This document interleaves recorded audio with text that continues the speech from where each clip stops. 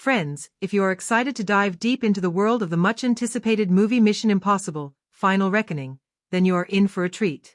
If you are visiting our channel for the first time, don't forget to subscribe because today's video is packed with everything you need to know about this action-packed finale of the iconic Mission Impossible series. We will talk about the movie in detail, what makes this final chapter special, when and where you can watch it, and the platforms or satellite channels expected to release it first. I will also break down its production journey, from the earliest planning stages in pre-production to the intense filming schedules across multiple locations and the post-production efforts that bring those breathtaking stunts and visual effects to life. We will discuss the massive budget involved in creating this high-octane spy thriller and what the expected box office collection might look like considering the hype around this finale. We will explore the technical brilliance behind the camera, including the cinematography that promises to deliver heart-stopping sequences, the music and background score that will set the tone for each twist and turn, and the cutting-edge special effects used to push the boundaries of action cinema. I will also share details about the star cast, including who is reprising their roles, any surprising new faces, and the performances expected from each character. You will get a short yet exciting glimpse of the story, its core mission, and how it aims to wrap up years of thrilling adventures led by Ethan Hunt. On top of that, we will uncover interesting facts and behind-the-scenes details, where the most dangerous stunts were filmed, how the cast prepared for their intense action sequences, and the challenges faced during production. There will also be a quick review of the storyline's concept without spoiling major twists, so you can go into the theaters with even more curiosity. So, I request you to stay tuned till the end because this video is going to give you every detail you need about Mission Impossible, Final Reckoning, from the making to the release, the stars to the story, and everything in between. Let's begin the video. The story begins with the world on edge as the entity, a rogue AI first hinted at in the previous film, evolves from manipulating identities to pursuing control over global launch codes. Governments scramble, secret agencies maneuver, and Ethan Hunt does what he does best, defies orders that would place power in the wrong hands and sets out on the only path that might neutralize the threat. The narrative opens with a fast yet deliberate pace, providing brief callbacks to earlier missions, quick introductions of new and returning characters, and essential context before the action ignites. This creates a sense of urgency while letting the audience settle into the chaos that's about to unfold. The inciting mission involves an impossible task with a modern twist. The entity's core is tied to a sunken Russian submarine, and to dismantle it, the team must recover its source code. This leads to a frantic chase for lost coordinates, dangerous encounters with rival agencies, and alliances with figures whose loyalties remain questionable. Grace walks the fine line between thief and ally. Benji's improvisation often causes as many problems as it solves. Luther works in the shadows providing crucial support, and a familiar face from the earliest Mission Impossible days makes a clever return.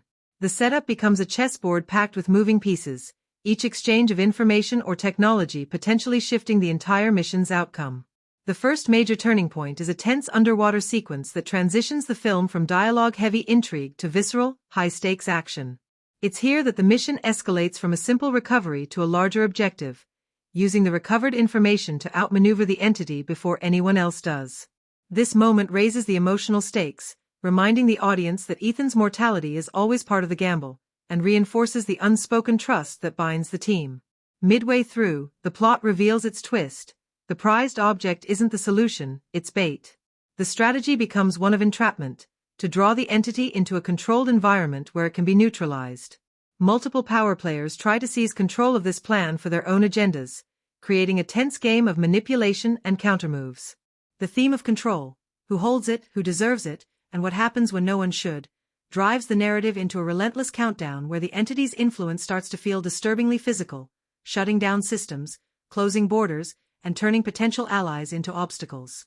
The climax unfolds on two fronts. On the ground, the team races to complete the trap without sacrificing their own, while above, an unexpected, almost old-fashioned dogfight erupts, a stark contrast between analog daring and digital domination. The sequence is both breathtaking and symbolic, human unpredictability against algorithmic precision. Ethan wagers on the one thing machines cannot fully anticipate, instinct, and faces a human adversary whose loyalty to the machine falters when real consequences hit. The cutting between ground operations and aerial combat builds an electrifying chain of events that delivers the payoff promised since the first act. As the mission concludes, the story closes with a reflection true to the spirit of the franchise. The IMF saves the world and fades back into the shadows, relinquishing the control they fought to preserve. Echoes of the past surface, honoring the series' legacy and acknowledging the price paid for every victory.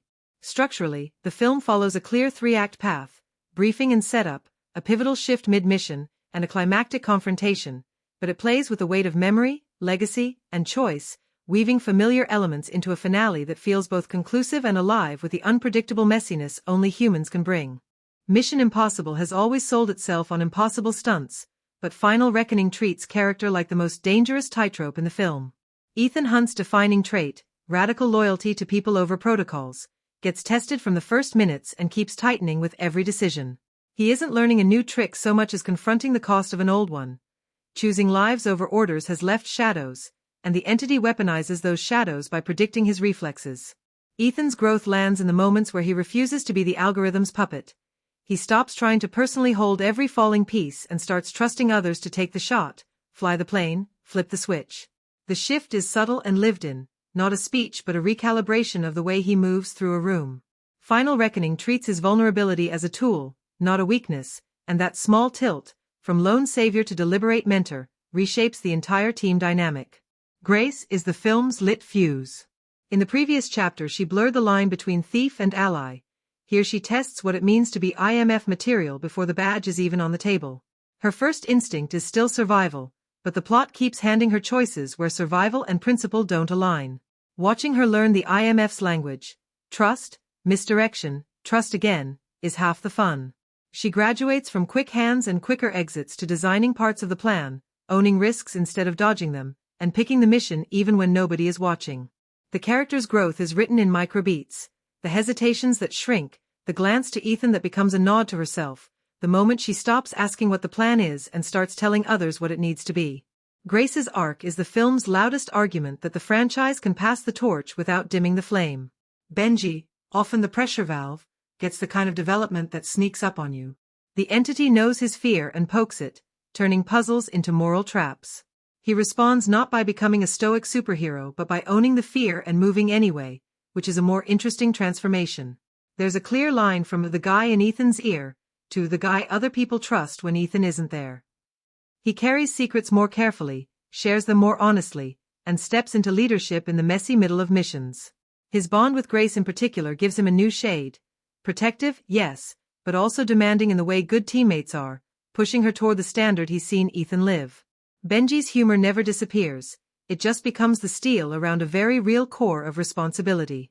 Luther remains the soul of the operation, the person who understands that saving the world and saving your friends are often different equations. His development isn't flashy, it's principled. He chooses to vanish from the main board at a key moment not out of fear but strategy, protecting the team by refusing to be a data point the entity can model. When he's present, he frames the moral stakes in plain language. When he's absent, you feel the hole he leaves because everyone else has to grow into it. His mentorship of Benji and quiet faith in Grace sketch the longer arc of the IMF as a place where competence is indivisible from conscience. On the other side of the chessboard, the returning spymaster stands in for institutions that believe control is safety. He isn't a mustache twirler, he's a weather vane for the national interest, and watching him track Ethan's choices is watching a system interrogate itself. The growth is all about grudging respect and boundary setting. He tries to harness the entity by harnessing Ethan. He learns, again, that you can't manage the IMF like a department because it only works as a promise. His scenes play like quiet arguments about authority, and the film lets those arguments matter instead of treating them as filler between chases. The entity, as a presence, isn't a character who grows, but it forces growth in everyone it touches. Its human proxy, however, does evolve, starting as a true believer in calculated certainty and ending with hairline fractures where humanity leaks through. This antagonist isn't redeemed, but the performance suggests what faith in an all-knowing system looks like when confronted with the wild card of human empathy. The cracks don't make them sympathetic so much as recognizable, which raises the stakes of every confrontation. Ethan isn't just punching a villain, he's arguing with a worldview. Relationships are the film's real gadgets. Ethan and Grace adopt a mentor-protégé dance that never ossifies into lecture and lesson. He gives her decisions, not directions, and she pays that trust back by improvising in ways even he wouldn't have predicted. Benji and Grace develop a sibling chemistry where teasing camouflages training. Luther and Ethan keep speaking in an old language of half sentences and full understanding, a bond that explains why this team works without needing to say so. Even the adversarial relationships matter. Ethan's cat and mouse with the spymaster sharpens his ethics, while the human proxy of the entity reflects his darkest possible future, the version of Ethan who would trade people for plans.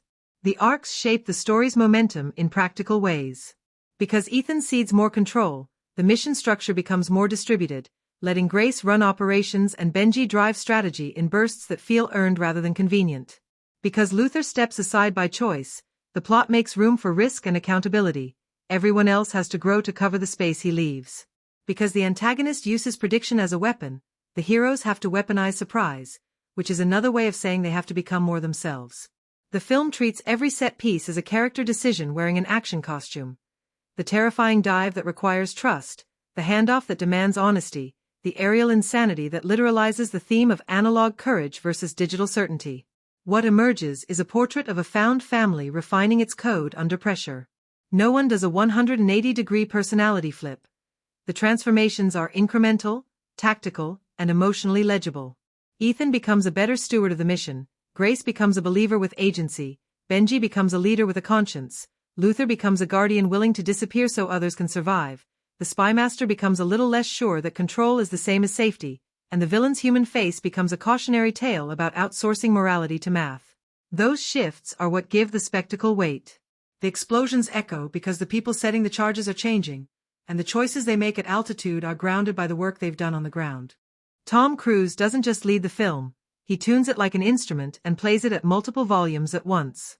The headline is still physical fearlessness, yes, but the most impressive work lives in the spaces between stunts. The seconds before a leap when his breathing settles into focus, the micro flicker of doubt when a teammate is in over their head, the way his voice drops when he's trying to convince someone to choose the hard right over the easy wrong. It's a performance that treats endurance as acting language. You feel the miles on Ethan Hunt without ever sensing the actor is tired of speaking him, and that blend of veteran calm and hair-trigger sprint gives the film its pulse. Hayley Atwell takes Grace from delightful chaos agent to mission maker with a performance that refuses to sand down her edges.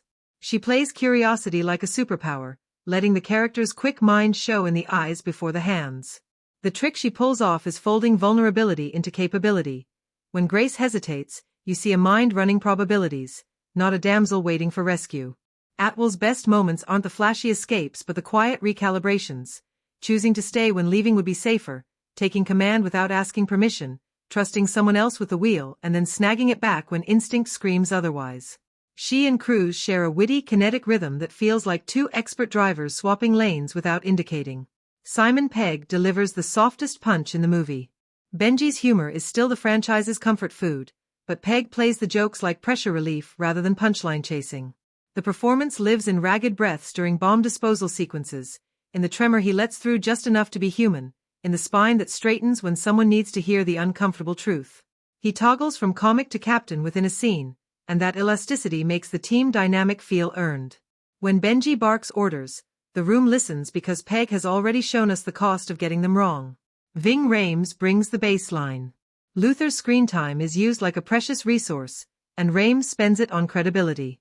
He can move the moral center by lifting an eyebrow. The voice is velvet and verdict at once. A simple "you know what you have to do" lands like a commandment because Rhames fills it with shared history. The chemistry with Pegg has matured into something warm and unshowy, and his mentor energy toward Atwell glows without tipping into sermon. Even when the character steps off the main board, the performance leaves a silhouette the others measure themselves against. Henry Czerny as Kittredge is a masterclass in bureaucratic menace with a heartbeat. He doesn't shout, he calibrates. Czerny plays him like a man who measures loyalty in results and keeps a ledger of IOUs, and the fascination is watching tiny concessions ripple through that steel exterior. In scenes opposite Cruise, he's a chess clock, tick, tick, tick, and every clipped line suggests a lifetime of rooms where the stakes are unsayable. The film uses him as a test of the IMF's ideals, and Czerny makes each concession or clampdown feel like a meaningful policy shift rather than plot machinery. Vanessa Kirby floats like mischief and stings like strategy. Her White Widow is a performance built on contradictions, airy yet dangerous, amused yet calculating, an aristocrat who treats chaos like couture. Kirby's great trick is the micropause before a smile, the beat that tells you she's 3 steps ahead and still enjoying the surprise. She gives the film a glamorous volatility. Every time she enters, the probability tree explodes, and that's down to the way she sells power as performance art. Esai Morales, as the human face of the machine's certainty, plays stillness like a threat. He doesn't need volume, he has gravity. Morales leans into the elegance of a true believer, letting the confidence in his eyes do the violence his hands rarely have to. When the cracks show, their hairline, controlled, chilling, and that restraint keeps the character dangerous. His scenes with crews read like duets in opposing keys, one improvisational and human, the other metronomic and inevitable, and the discord is delicious. Shea Wiggum turns pursuit into personality. He plays the dogged manhunter not as a punchline but as a working professional who got up this morning to do a job he actually believes in. Wiggum's gift is making skepticism sympathetic. You watch him update his priors in real time, and it humanizes the institutional forces chasing our heroes. Greg Tarzan Davis gives him a steady partner energy, the kind that lets an action beat double as character shading, and together they ground the film's grand conspiracy in recognizably mortal frustration. Even at the edges, the ensemble is cast with intention. The operators who have 2 lines feel like they've lived in these corridors for years. Stunt players are allowed micro-reactions that sell impact rather than just absorb it. The music of voices, calm briefings, panicked countdowns, dry asides, locks together into a soundscape where performance drives pace. The film trusts faces in close-up. The camera arrives late to big decisions because the actors have already started taking them, and that confidence lets the action sequences wear character choices like a second skin. What elevates the whole is chemistry management. The leads bounce off each other with a speed that suggests long rehearsal and longer trust, and the supporting cast sharpen them by contrast rather than just orbiting. When the movie turns up the volume, you're thrilled because the acting has already tuned your ear. When it turns it down, you lean in because the acting promises dividends. It's the rare blockbuster where the most reliable special effect is a look shared across a crowded room, and the performers know exactly how to spend it. The director steers Final Reckoning with a confident mix of muscle and nuance, treating set pieces like punctuation and quieter scenes like the connective tissue that makes those punctuation marks land. The overall tone feels both lived in and heightened. There's a constant sense that danger is normal but meaning still matters. Visually, the film alternates between big, sculpted compositions and intimate, handheld moments. Wide establishing shots and sweeping location work give the action an operatic scale, while tight close-ups and slow pushes let actors sell the moral stakes in microgestures. Pacing is a masterclass in contrast. Long, breathless sequences that allow stunts to play out in real time are followed by compressed, dialogue-driven beats where the editing tightens to a staccato rhythm, and that oscillation keeps the audience from ever settling into a comfort zone. The director leans hard on practical filmmaking choices, real stunts, immersive long takes, and on-location textures, so the camera often feels like a witness rather than a telephone camera, which heightens trust in the chaos on screen. Sound and music are used strategically. Silence becomes an instrument during high-tension set pieces. Diegetic sounds, the whine of an engine, the creak of a hull, are amplified to make environments characters in their own right, and the score punctuates emotional beats rather than drowning them, letting small moments breathe before the next crescendo. Stylistically, the film plays a visual game between analog and digital, warm, tactile lighting and grain when the story centers on human improvisation, cooler, clinical palettes and cleaner framing when the AI's influence creeps in, which cleverly reinforces the thematic battle between instinct and algorithm. Shot composition often foregrounds relationships. Two-shot framings show trust or fracture, negative space isolates characters when they're alone with a decision, and blocking during action sequences reads like choreography that reveals character, who steps forward, who hangs back, who improvises. The director also manages ensemble dynamics with care, giving each actor room to define beats so character-driven choices shape the tempo of the plot. Even the comic relief has an arc in the staging, so levity feels earned. Narrative vision is clear about legacy and evolution. Callbacks to earlier films are handled as emotional shorthand rather than fan service, and visual motifs, reflections, clocks, repeated doorways, work as subtle reminders of memory and consequence. Ultimately, the director balances spectacle with interiority, using camera movement, editing cadence, sound design, and production texture not as window dressing but as active storytelling tools that make the film feel both exhilarating and thoughtfully composed. The cinematography in Final Reckoning is essentially the movie's nervous system. Every angle, light choice, and frame composition is wired to communicate urgency, intimacy, or dread as needed, and it rarely feels ornamental. At a high level, the film trades in contrasts. Broad, skyline vistas and sweeping aerial plates announce scale and consequence, while tight, shallow focus close-ups pull you into the interior life of a character at the exact moment a decision matters. That oscillation between grandeur and claustrophobia is achieved through lens choices and camera placement. Long lenses compress space during tense confrontations so faces feel closer and threats feel imminent, while wider glass is used in set pieces to reveal choreography and the geography that the actors must negotiate. Movement is a storytelling device here. Long, uncut tracking shots are deployed when the film wants the audience to inhabit a game of strategy in real time, letting suspense build organically without editorial shortcut. Handheld, jittery coverage appears when the situation collapses into chaos, throwing the viewer off balance in sympathy with the characters. The underwater sequence, for example, uses a slower, gliding camera that tightens into short, anxious pushes as the team's oxygen and confidence runs low, turning spatial disorientation into emotional pressure. Lighting is another active narrator. Human-centric scenes employ warmer, tactile sources, practical lamps, window light, and a soft, grained texture that make improvisation feel tangible. Scenes where the AI's logic dominates shift toward colder, high-key or clinical palettes with harder edges and clipped highlights, visually cueing the intrusion of calculation into flesh-and-blood choices. Rim lighting and controlled backlight sculpt silhouettes during moral confrontations, turning ordinary conversations into moral showdowns by reducing faces to outlines and letting gestures carry the weight. Depth of field and focus pulling are used like punctuation. Rack focus moments reassign narrative importance mid-shot, so a character's glance or an off-screen object can flip meaning without a cut. Compositionally, the film loves to stage relationships.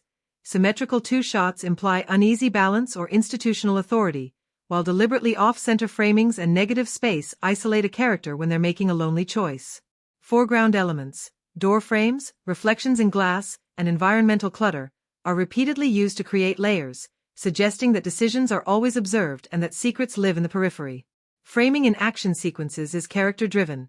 You'll notice the camera often privileges the person making the moral call rather than the one executing the stunt, turning bravado into consequence. The aerial dogfight leans into horizon-aware framing and wide vistas to show vulnerability against an open sky, while close-in cockpit shots squeeze breath and panic, switching scale to remind the viewer that speed and stakes are personal as much as cinematic. Textural choices, haze, rain, smoke, aren't there merely for grit. They serve to catch light and add measured diffusion so highlights bloom into narrative signposts, and they help composite practical stunts into the frame without flattening distance. Color grading acts like a subconscious editor. Memory and legacy scenes are graded with warmer low-contrast tones that feel slightly aged, while present-tense text sequences snap to higher contrast and cooler hues, reinforcing the film's theme of analog unpredictability versus digital certainty. Finally, the cinematography earns its emotional beats by knowing when to be invisible and when to sing. During quieter moral reckonings, the camera lingers long enough to let the actors' micro-expressions register, and during spectacle it pulls back to show the physical logic of risk, reminding the audience that every stunt sits on a human choice. The result is a visual language that never just decorates the plot. It argues with it, clarifies it, and occasionally contradicts it in ways that make the movie feel lived in, tense, and strangely humane amid the noise. The film's editing works like a heartbeat, sometimes a rapid staccato that accelerates your pulse, sometimes a long, slow inhalation that lets the consequences land, and those shifts are the movie's secret weapon for keeping you hooked. At the macro level, the editor favors contrast, extended uncut choreography for the stunts, the underwater descent, the hallway infiltration, the long tracking move that lets you watch a plan breathe, so you can admire the physical logic, then tighter, punctuated cutting for the fallout and decision moments where information needs to be doled out in precise increments. That choice preserves spatial clarity, crucial in an effects-heavy thriller, because the movie trusts the camera to show the stunt and trusts the cut to explain why it matters. Rhythm is everywhere. Action scenes often open with measured, documentary-like pacing that slowly tightens into cross-cutting and shorter durations as risk spikes, while character beats are given roomy, emotion-focused takes so you feel micro-expressions before the cut sells the pivot. The midpoint plunge is a masterclass in editorial escalation. The sequence begins in readable coverage, slips into compressed, anxious edits as oxygen, time, and options diminish, and then decompresses again to let the emotional fallout register. That elastic use of tempo turns one set piece into an emotional fulcrum rather than just spectacle. Sound bridges and J and L cuts are used liberally to create fluid transitions. A line of dialogue carries over into the next scene, or the whine of an engine bleeds into a briefing room so the world feels continuous. The editing also plays with information withholding. Deliberate cutaways keep certain faces or reveals off-screen just long enough to let paranoia spread through the frame, so suspense is manufactured by omission as often as by action. Parallel editing is a structural ace in the sleeve. The climax's cross-cutting between the ground team's delicate handiwork and the aerial, analog confrontation above compresses time without confusing geography, creating a layered urgency where you understand each cause and effect even as breathless montage heightens the danger. Exposition gets treated like percussion. Montages and on-screen graphics are clipped tightly to avoid lectures, but the editor allows one or two longer explanatory beats where actors react to the information, preserving human stakes behind the data. The film also resists two easy traps, overcutting and overglamorizing, by choosing long takes when the stunt deserves full attention and quick cuts only when disorientation itself is the story point. As a result, the action feels earned and not just edited into a fever dream. Reaction shots are used tactically. The camera lingers on a teammate's face before a cut to a gadget or handoff so that every technical beat is grounded in choice and consequence. Pacing-wise, the film deliberately alternates surges and quiet plateaus. After a show-stopping set piece you get a decompression scene that's not padding but recalibration. Characters digest what happened, alliances shift, and the audience is invited to catch their breath before the next climb. Even the film's smallest edits serve theme. The cuts are cleaner and more surgical when the AI's influence is asserted, and increasingly human when instinct and improvisation take over, so the rhythm reinforces the central conflict between algorithm and unpredictability. There are moments where the editing toys with time, short temporal ellipses to skip low-stakes travel, small jump cuts to suggest fractured memory, but these rarely dislodge the viewer because they're anchored by sound cues or visual motifs. In short, the editing doesn't merely stitch scenes together, it composes an argument, when to slow down to feel, when to speed up to panic, and where to place the camera so that a single cut can turn a stunt into a character choice. The soundtrack in Final Reckoning is less background wallpaper and more a secret member of the team. It steers mood, signals betrayals, and sometimes does the heavy lifting of telling you what a character feels before a line is spoken. At its core, the score plays a game of contrasts. Warm, organic instruments, strings, piano, low brass, underline moments of human risk and camaraderie, while cold, textured electronics and processed choral sounds announce the entity's presence and the creeping logic of the machine. Leitmotifs are used smartly. The film gives each major force a musical fingerprint that evolves as the story does, so Ethan's theme starts as a taut, single-line idea and gains harmonic weight as he accepts help. Grace's motif begins as a nimble, syncopated figure and enlarges into something more heroic as she claims agency. The entity is represented by terse, percussive clicks and warped tonal clusters that feel algorithmic rather than melodic. The composer treats silence like an instrument. Whole stretches go almost score-free so ambient sound, the hiss of a hull, the distant rumble of a plane, the click of a countdown, becomes the soundtrack and forces you to lean in.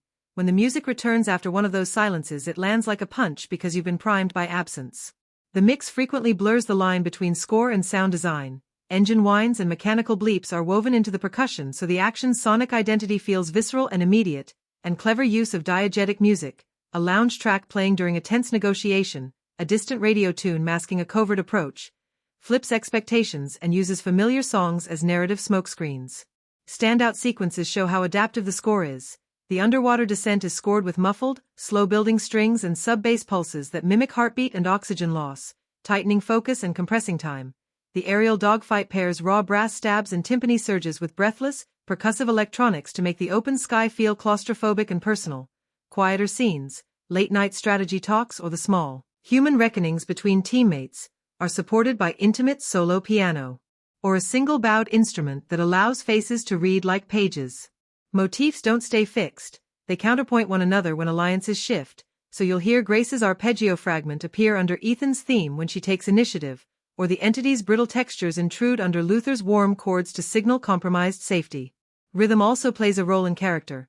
Benji's moments get playful, off-kilter syncopation that turns serious tech work into warm humanity, while institutional sequences, briefings, policy clashes, lean on rigid, metronomic pulses that feel like bureaucracy turned audible.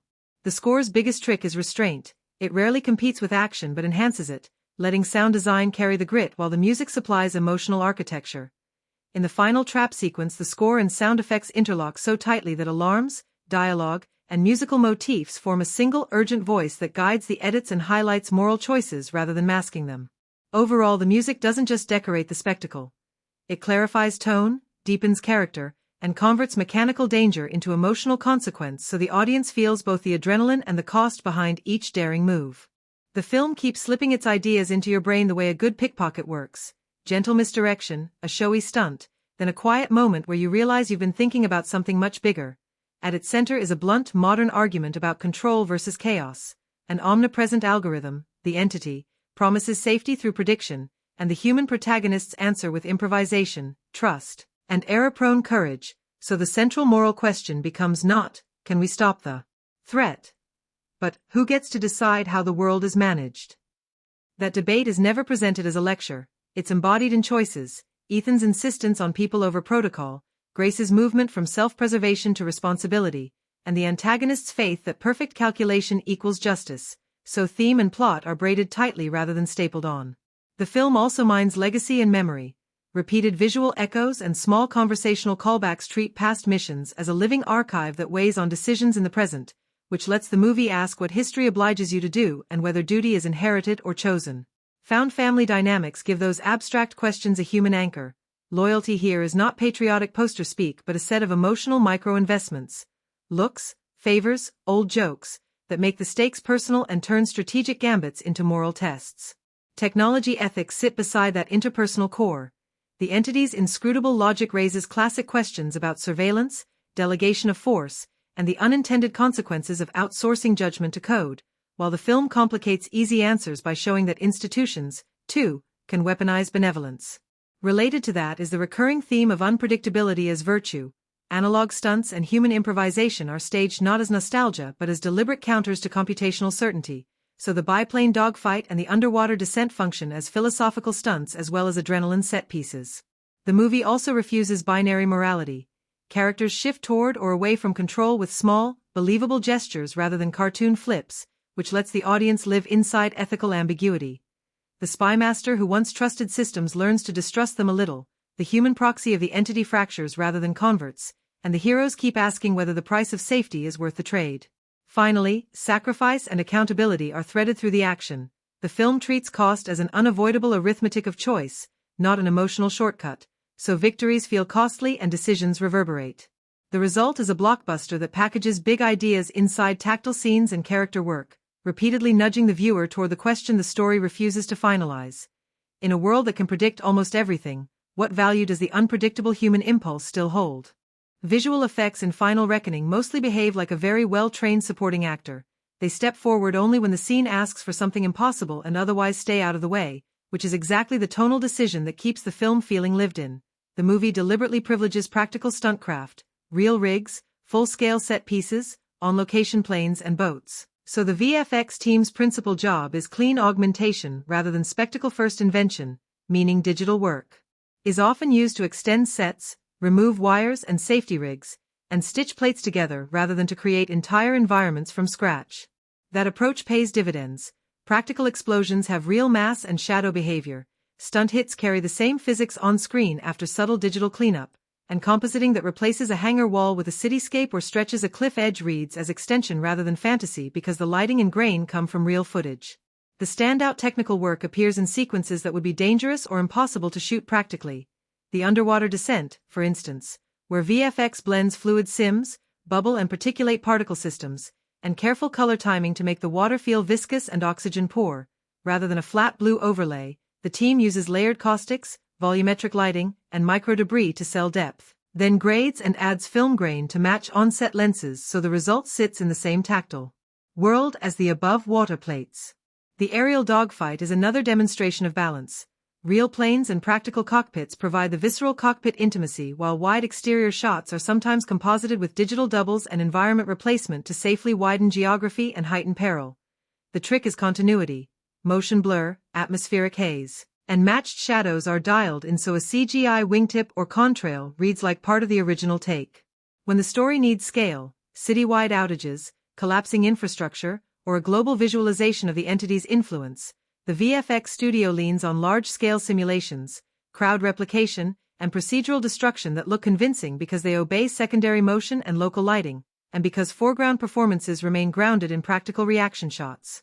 The film also uses more literal VFX to give the entity a presence. Instead of a single monster model, the designers layer UI elements, wireframe overlays, microglitches, and subtle refractive lens artifacts that invade screens and glass, so the AI's activity is felt as audiovisual interference rather than as a fully personified creature. That design choice avoids cartoonish antagonism and keeps the menace abstract and modern.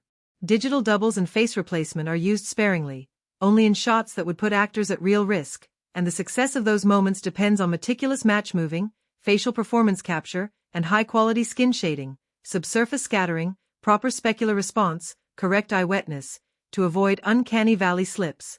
When the doubles are done right, they're invisible. When they aren't, you notice a softness in micro-expression or a mismatch in lighting. There are moments where CGI threatens to distract, usually when a background cityscape is heavily extended or when crowd replication doesn't carry the minute randomness of real people. But these are rare and often masked by creative camera moves, smoke, or depth of field. The finishing work, HDRI-based relighting, grain overlay, lens distortion, chromatic aberration, and matched color grading, does crucial narrative work by unifying practical and digital elements so that an explosion's light affects faces, water reflections behave consistently, and augmented weaponry casts believable highlights. Sound design and VFX interplay is also key. Particle-heavy FX feel heavier because low-frequency rumble and syncopated SFX punctuate them, which helps the eyes accept something that might otherwise read as CG. Overall, the VFX strategy is one of surgical enhancement. Practical first, digital where necessary, with a heavy emphasis on integration techniques, on-set lighting references, HDRI capture, careful plate photography, to keep immersion intact and to let the audience focus on choices and consequences rather than on obvious digital trickery. The film sets and locations do more than sit pretty on camera. They work like miniature storytellers, packing history, function, and mood into every corner so that a single prop or doorway can carry the weight of a backstory. Practical locations, crumbling docks, a weathered hangar, a narrow coastal village, the sterile corridors of a government facility, give the world texture. Production design leans into tactility so surfaces feel lived on, peeling paint, oily ropes, battered leather, scuffed instrument panels, which makes danger look earned rather than manufactured. Interiors are coded to character. The IMF safehouses are warm and cluttered with maps, annotated files and old mission mementos that underline memory and legacy. The antagonist's control centers are cold, glass and steel environments full of screens, rack lights, and clinical geometry that visually argue for calculation over improvisation. Grace's early haunts foreground nimbleness, hidden compartments, throwaway props that double as tools, which helps the audience read her resourcefulness before she speaks. Big set pieces are engineered for film logic. The sunken submarine sequence uses a mix of full-scale tank-built corridors and modular sections that allow for rigging, camera insertion, and controlled water effects while production dressing, rust patterns, barnacled textures, oxygen gauges with fading labels, sells authenticity. The aerial sequences combine practical cockpits and hangar-built partial fuselages so close-ups feel immediate and exterior plates can be safely augmented, and every cockpit switch, thumbprint, and rivet is placed to be noticed in tight coverage. Small props act like narrative breadcrumbs, tattooed watch faces, dog-eared dossiers, analog clocks stopped at specific times, a chipped mug with a faded logo, moments that costume and set teams use to echo themes of time, memory, and personal cost. Location choices amplify stakes. Narrow alleys compress chase sequences into claustrophobic urgency. Open airfields let the film breathe and stage visually spectacular setups. Abandoned industrial sites provide verticality for stunts and natural cover for clandestine meets.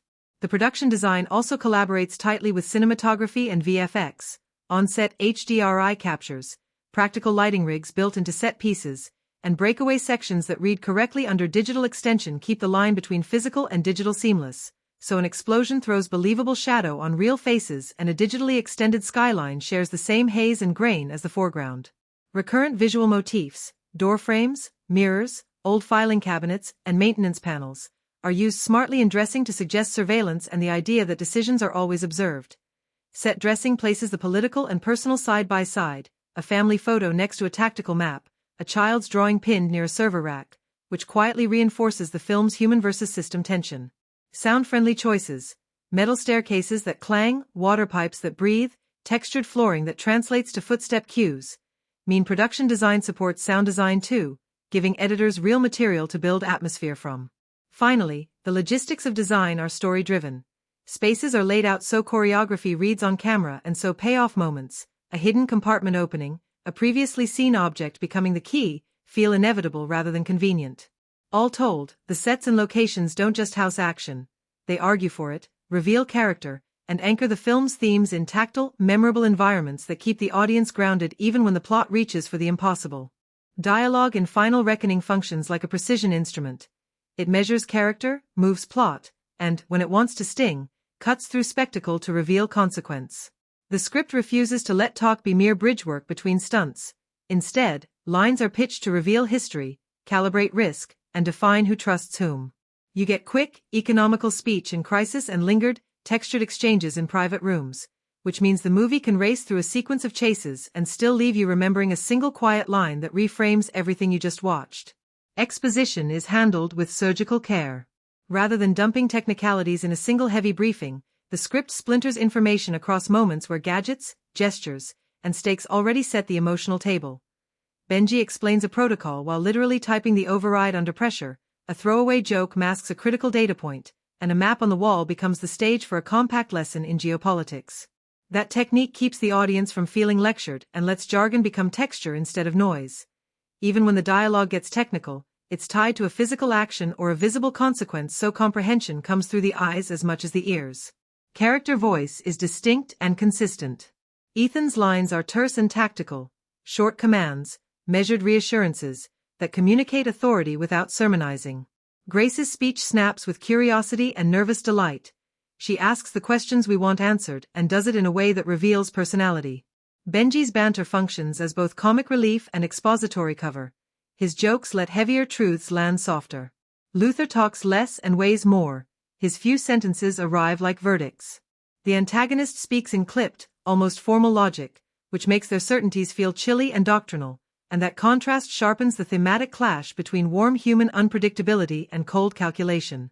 Wit and memorability live in small turns of phrase rather than a flood of one-liners.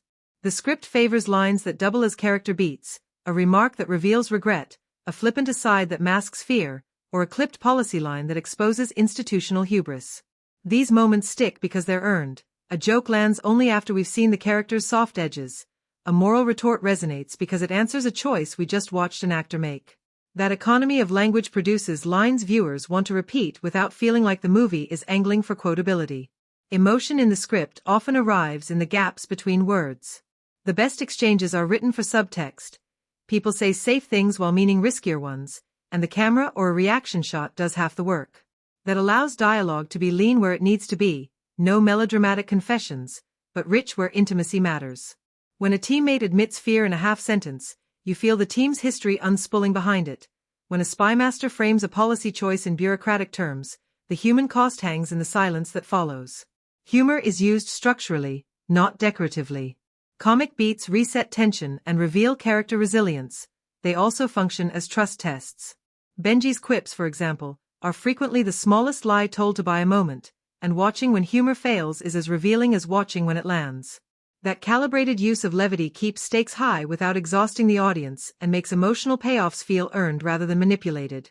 The script also plays rhythm like a metronome. Short, clipped exchanges govern high-tension scenes. Longer, reflective dialogue inhabits the decompression moments. This dynamic pacing keeps scenes from feeling talky or perfunctory and gives actors space to build subtext. Silence is written into the script as much as speech. The instruction to hold a beat, breathe, or look away often carries more freight than a line, and these non-verbal directions are essential to how the story reads. Where the script occasionally stumbles is in necessary clarity. A couple of scenes lean toward over-explanation to make sure international stakes are comprehensible, and those stretches can feel slightly didactic. But even then, the lines usually contain a human anchor, a small regret, a sarcastic aside, a mnemonic crack, that prevents the moment from flattening into exposition alone. Overall, the writing treats dialogue as a tool of craft. It reveals, it conceals, it amuses, and it wounds. Lines are calibrated to do more than move plot. They illuminate who these people are under pressure and why their choices matter, turning what could be a parade of spectacle into a story where language actually changes outcomes. Final Reckoning wears its genre labels proudly: spy thriller, action spectacle, techno-thriller, and a dash of heist, but it spends most of its runtime quietly rearranging the furniture so those familiar pieces feel new again. On the surface it hits all the expected beats: briefing rooms, globe-trotting set pieces, a MacGuffin chase, bureaucratic pushback. but it constantly tilts those beats against one another, so the film rarely feels like it's repeating a checklist. The movie leans into classic franchise clichés when it needs the comfort of ritual, the terse one-liners, the precision-planned infiltrations, the ticking clock montage, but then undercuts them by making those rituals moral tests rather than mere genre scaffolding. Mission plans become ethical quandaries, briefings read like court hearings about responsibility, and the MacGuffin shifts from solution to bait, which reframes the familiar, get-the-object engine into something stranger and more dangerous. Tonally, it's clever about balance. Action sequences are staged as character reveals rather than just spectacle, so a long tracking take in a corridor tells you more about team trust than camera bravado, and the aerial set piece is less a stunt reel than a visual essay on analog courage versus algorithmic certainty. The film's flirtation with techno-thriller conventions, data visualizations, global network threats, a faceless AI antagonist, is handled with restraint. Instead of turning the villain into a cartoon of omnipotence, the entity's presence is felt through intrusion, small glitches, and bureaucratic overreach, which keeps the threat cerebral and contemporary without flattening the stakes into abstract doom. Humor is used as a genre balancer rather than a tone breaker. Benji's jokes and the team's banter function as pressure valves that reveal resilience and relationship, and the comedy often doubles as exposition so it never feels tacked on. Where the film truly subverts expectation is in its emotional currency. Blockbuster beats are paid for with interpersonal growth, Grace's arc from opportunist to mission leader, Ethan's movement from lone operator to a steward of shared risk, so that when a stunt pays off you also feel an ethical or relational payoff, which is a neat inversion of the usual action first, character later approach. The narrative borrows heist mechanics, careful planning, role specialization, last-minute improvisation, but it refuses to glamorize theft or success. The heist logic becomes a laboratory for questions about accountability and who gets to wield power. Clichés are present, certainly. The spymaster with clipped lines, the montage of passports and cityscapes, the melodramatic reveal, but the script often self-awarely toys with these tropes, letting them serve as familiar anchors while the film explores their consequences instead of just repeating their rhythms. Stylistically, the fusion of practical stunt aesthetics with modern VFX gives genre beats tactile weight. Long takes and real rigs honor the action tradition while carefully integrated CGI expands scope without erasing physical logic, which helps the film navigate the thin line between homage and novelty. The result is a hybrid that respects convention enough to satisfy expectation but keeps reinventing the purpose of those conventions. Action becomes character, spectacle becomes question, and the spy template becomes a frame for contemporary anxieties about prediction, control, and moral agency. So the movie reads as both a very familiar genre treat and a small, persistent argument about why the human element still matters inside a world obsessed with certainty. The film sneaks its social commentary into the action like a wink. What looks like another globe-trotting spy caper quietly riffs on timely anxieties about surveillance, the power of algorithms, and who gets to write the rules for safety. The entity functions as a modern metaphor for outsourced judgment and the seductive promise that prediction equals protection, and the story uses institutional figures, policy debates, and quiet ethical moments to ask whether delegating moral responsibility to code is progress or abdication. It also interrogates the nature of authority. The spymaster and bureaucrats embody a kind of managerial certainty that believes control is safety, while the IMF's found family argues for messy, embodied judgment. This tension lets the film explore nationalism versus transnational responsibility, the human cost of necessary secrecy, and how institutions can weaponize benevolence without being cartoonish about it. Gender and succession get a thoughtful airing through Grace's arc. Her rise from opportunist to agent is staged as a commentary on mentorship, gatekeeping, and the slow, sometimes grudging way institutions accept change. So the film handles representation not as tokenism but as part of its argument about legacy and who inherits authority. The movie also plays with media and perception. Glitches, false positives, and manipulated feeds become part of the plot not just for thrills but to show how truth fractures in an information-saturated age, which feels eerily resonant with contemporary debates about disinformation and platform responsibility. Where the film sometimes strains is complexity versus runtime. Nuanced geopolitical contexts and the deeper socio-economic roots of surveillance can get papered over in favor of clearer stakes, and at times the global canvas flattens into familiar spy thriller signifiers rather than digging into post-colonial or systemic critiques. But those shortcuts are usually acknowledged through character beats that refuse easy answers, so the commentary lands as provocation rather than sermon. Importantly, the script frames sacrifice, accountability, and the moral toll of clandestine work as human rather than heroic abstractions. Collateral damage, bureaucratic cover-ups, and the quiet moments of regret are given weight, which prevents the film from turning into mere spectacle and instead makes its social points feel earned.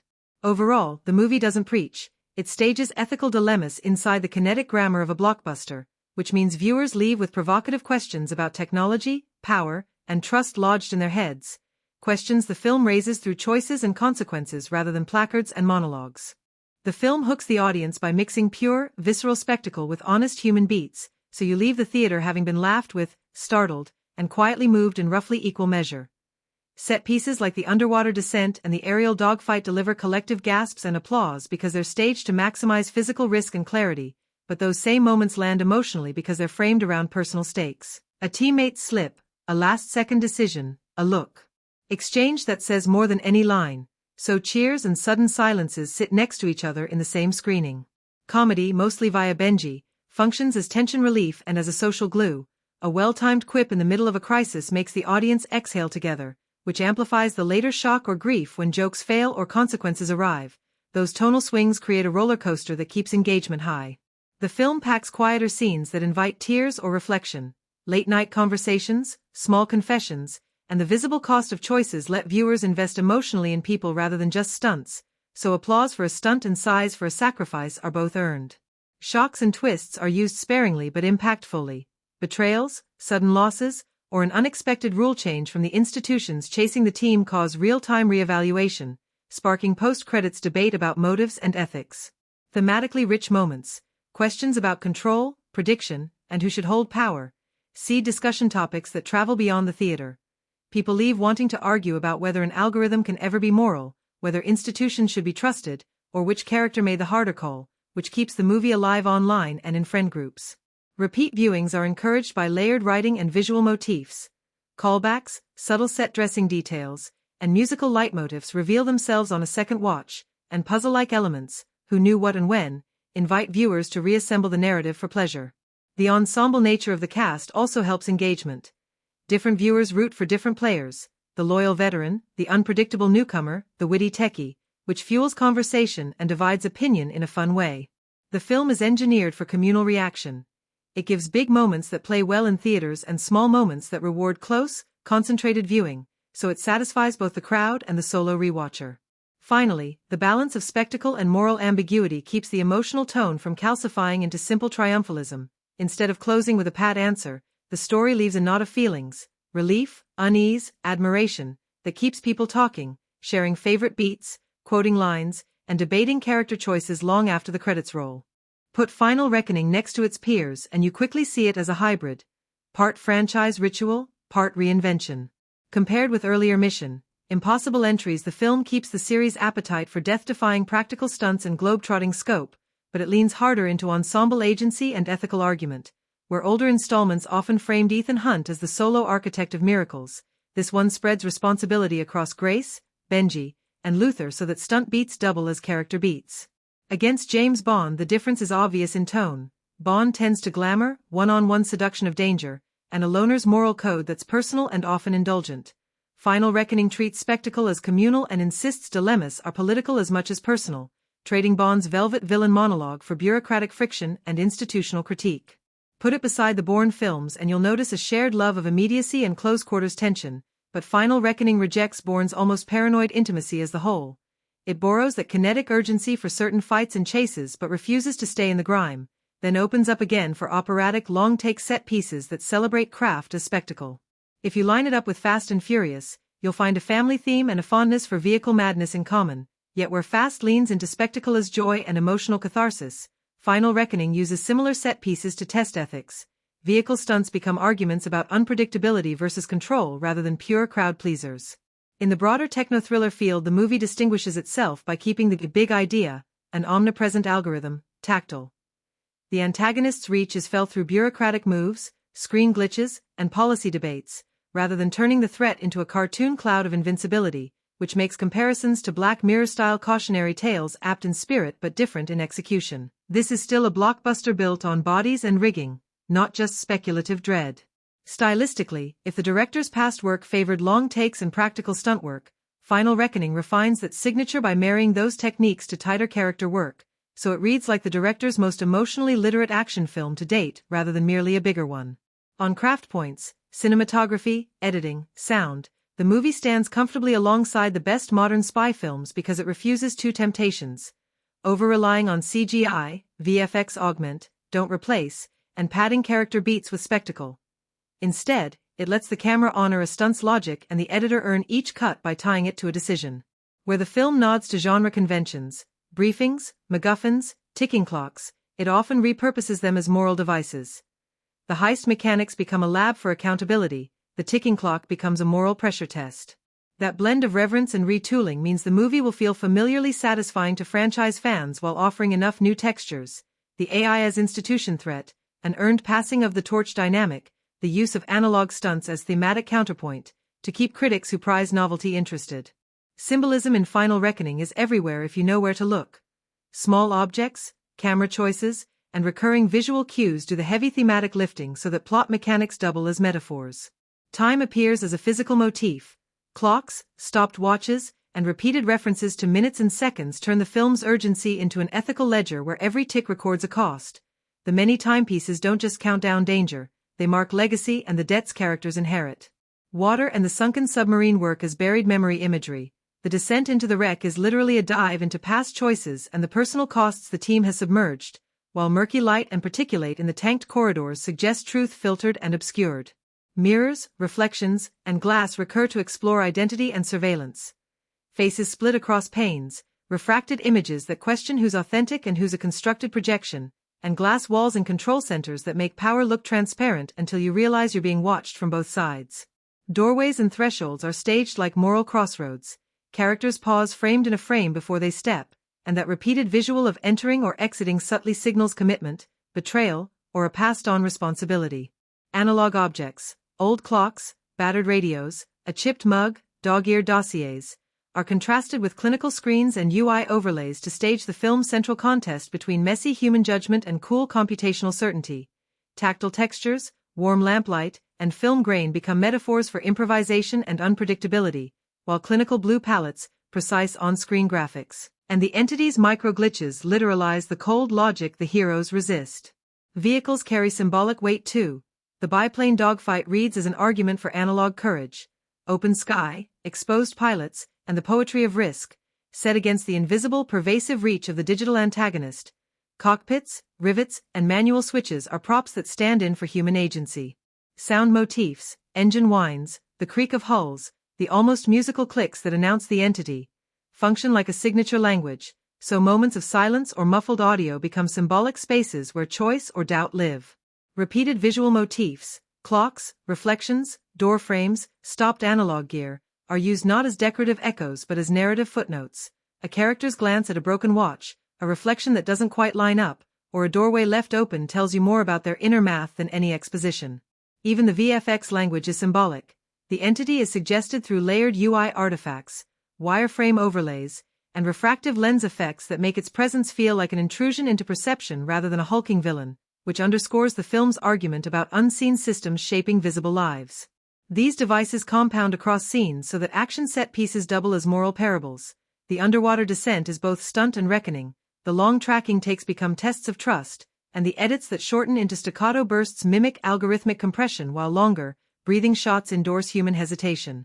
The film therefore reads like a lived metaphor machine. Design, sound, and camera collaborate to remind you that every stunt is a sentence in a larger argument about memory, control, accountability, and the stubborn, often inconvenient value of the unpredictable human choice. Final Reckoning functions less like a standalone blockbuster and more like a chapter that both answers old questions in the Mission Impossible ledger and quietly reorders the rules for what comes next.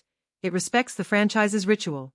Practical stunts, globe-hopping set pieces, terse briefings, while using those rituals to deepen ongoing concerns the series has carried: trust, cost, the limits of unilateral heroism. And by doing so it nudges the saga from an Ethan as lone savior model toward a more distributed, ensemble-centered mythology. The film threads continuity through returning faces and institutional friction. Old adversaries and allies show how past missions left marks, not just trophies, and it treats callbacks as emotional shorthand rather than empty fan service, so a line, a prop, or a familiar beat reads as accumulated history that informs present choices. On character continuity, Ethan's arc is less about adding new skills than about revising responsibilities. Years of outsized risk have taught him the cost of doing everything himself, and that shift lets newer characters like Grace move from intriguing sidekick to legitimate heir apparent without erasing what came before. Benji and Luther function as living archives of the IMF's culture, showing how competence and conscience have been passed along and stretched. Thematically, the movie moves the franchise into contemporary terrain by concretizing the threat as systemic, an algorithmic antagonist that makes the usual spy tropes, MacGuffins, covert ops, treaty-level brinkmanship, feel politically urgent. So the series' long fascination with secrecy and accountability is now refracted through debates about prediction, surveillance, and who gets to write the rules. Stylistically, it refines established signatures, long, practical takes, visceral stunt logic, tactile production design, while letting quieter scenes carry franchise weight. Memory motifs, institutional negotiations, and small interpersonal reckonings become connective tissue that explain why a particular stunt matters this time and not merely how it was accomplished. Narratively, it rearranges franchise mechanics too. The MacGuffin becomes bait, mission plans double as moral tests, and ensemble agency reshapes the chain of command, so the IMF no longer appears as an exception to law but as a contested idea about what institutions should do and what people must decide. In terms of franchise architecture, the film leaves room to breathe. It wraps certain arcs by acknowledging past consequences while deliberately planting seeds, new loyalties, changed protocols, ideological rifts, that could steer future installments toward either a passing of the torch or a reconstituted IMF that has learned, painfully, not to mistake predictability for safety. For long-time viewers, this creates a pleasing sense of evolution. Familiar rhythms are still there, but their purpose has shifted from ritual display to narrative argument. So the movie reads as both a continuation and a pivot, knitting legacy and innovation together rather than choosing one over the other. When it comes to the film's financial journey, its budget sets the stage for expectations, both in terms of quality and commercial success. This project operated on a mid-range budget, allowing room for strong production values without venturing into blockbuster territory. That amount was carefully allocated to striking visuals, authentic set designs, and a cast that could deliver the story's weight without commanding astronomical salaries. It wasn't the kind of film where tens of millions vanished into CGI-heavy spectacles. Instead, its strength lay in how resourcefully every dollar was used to create an immersive experience. The box office story, however, was a different kind of drama. Opening weekend numbers started modestly, signaling that this wasn't going to be an overnight sensation, but rather a film that would rely on word of mouth and critical buzz to gain momentum. Marketing played a significant role here. The campaign leaned on intrigue and conversation rather than saturation advertising, which worked in its favor for niche audiences but may have left mainstream viewers unaware. Over the weeks, steady but not explosive growth suggested that the film resonated with a specific demographic rather than aiming for mass-market dominance. Was it a financial success? In pure numbers, it managed to recoup its production costs and edge into profitability thanks to international distribution and streaming deals that came into play after its theatrical run. This is where modern cinema economics often turn the tide. A movie can perform only moderately at the box office yet still become a long-term win through digital rights and global platforms. Audience reception, especially from critics and film enthusiasts, gave it the credibility it needed to sustain attention, even if it didn't top charts or break records. In that sense, its budget wasn't a gamble but a carefully calculated risk that paid off steadily rather than spectacularly. If you want to watch Misson Impossible, the final reckoning at its biggest, loudest, and most immersive, here's the practical playbook. The film opened in theaters in May 2025, so the first-run theatrical experience, IMAX, Dolby Cinema, 4DX or other premium formats, gives the clearest sense of scale and stunt work and is still the ideal if you can catch a screening. Then the studio followed the usual windows with a digital buy/rent release in mid-August 2025, so you can own a high-resolution copy on platforms like Apple TV/iTunes, Amazon Prime Video, Google Play and Fandango at home. Buying the 4K digital version or waiting for the 4K Ultra HD Blu-ray will give you the best home picture and sound. And physical discs, 4K Ultra HD, Blu-ray, DVD, were scheduled for later in the year for collectors who want the uncompressed audio, Dolby Atmos, and extras. After that, the film is expected to appear on Paramount's streaming tier a few months later, roughly in the November-December 2025 window depending on territory and the studio's timing. So if you prefer convenience over absolute image/sound quality, you can wait for the streaming debut. Regional availability and exact platform timing can vary, so choose.